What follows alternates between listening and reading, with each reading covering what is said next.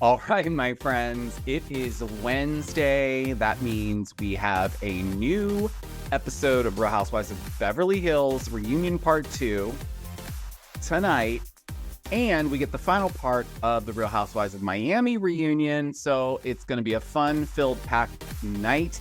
And we are going to be getting that special on Erika Jayne preparing for her residency, which I will recap for you guys. But today we got to discuss the hot topics of the day, guys, because it's never a dull day when you're talking about Bravo or Bravo Lebs. So I'm not even going to hold this intro up anymore. Let's just jump right into today's Daily Bravo Digest. Welcome to the Daily Bravo Digest, where I, Giorgio Takanakis, from Giorgio Says, takes you through today's top Bravo celebrity stories, and I give you a quick synopsis so you don't have to go searching for the information yourself. So let's dive into today's hot topics. All right, my friends, what's up? I hope you guys are having a fantastic Wednesday. We have some topics to discuss today for sure. But since we just had a new episode of Vanderpump Rules, which was very heavy, I have to say, we had Lala Kent on Watch What Happens Live.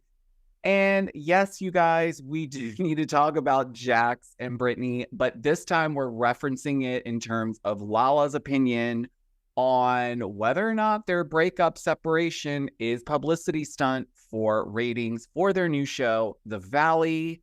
So, it seems like Lala's actually not looking at this from a publicity stunt standpoint. Although, yes, I'm sure, right, that they're probably like having some issues, but they probably always have issues. But I think they're leveraging it and leaning into this a little bit more because they know ultimately it is going to drive viewership. Like, not going to lie to you guys, I'm still going to watch. Plus, I think it will be a fun show. I think it's definitely going to be worth giving a shot. And listen, we've watched worse. Are you guys not watching Potomac this season? Ouch. Okay.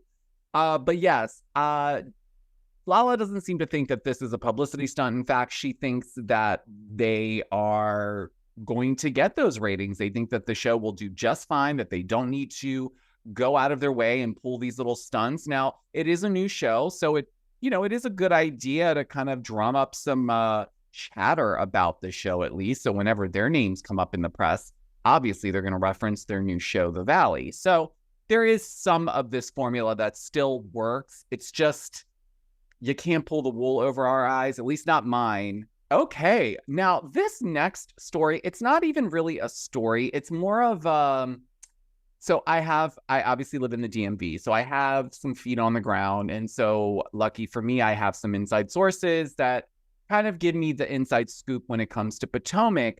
But what I did, and if you guys knew this out there, please chime in. I had no idea. And I think this actually would have been a very interesting storyline. So let's just jump in. This is about Gizelle and Charrisse and where Charrisse is currently residing. This is actually really funny to me because I didn't even piece it together, although it makes sense now that I have all the detail. But nonetheless, if you guys remember some seasons back, Gizelle was dating this gentleman named Sherman Douglas. I believe he's a ex-NBA player, and I believe he was in the NBA for 12 seasons. But nonetheless, Gizelle and Sherman were dating. However, there was, and I do believe this came up on the show, Sherman's ex-wife, okay, her name is Kendall. She briefly made an appearance on the show because Charrisse is friends with Kendall. So apparently Charrisse is actually renting Douglas Sherman's old rental home in Potomac. And I just felt like, wow, I mean, that's not the biggest news in the world, obviously, but like, could you imagine if we've had Charrisse on a couple times this season? Why didn't that come up? Just the connection of it, just to bring Gizelle back into the fire. You know what I mean? Not the fire, but like, having some fun shade with it. Like, because I'm sure Gizelle like loved that. I mean, she really didn't like that the ex-wife came to some event.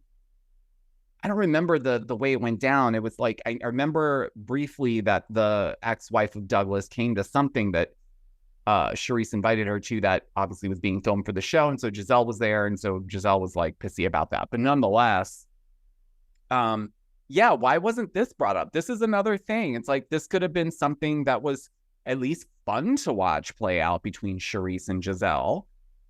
Maybe even Karen would have gotten in on it. Who knows? Anyways, let me know. Did you guys know that? I didn't know that. Thought that was a fun little tidbit for you guys. All right. So let's get into the very last topic of today. Radar Online did post an article saying that Peter Thomas has been ordered to pay $9 million. This judgment's over a restaurant in Miami that I guess was supposed to open, and it never did. Thomas is said to have run Bar One from 2019 until its eviction for unpaid rent in late last year. You guys may remember he was having issues paying his employees. He wasn't paying the rent.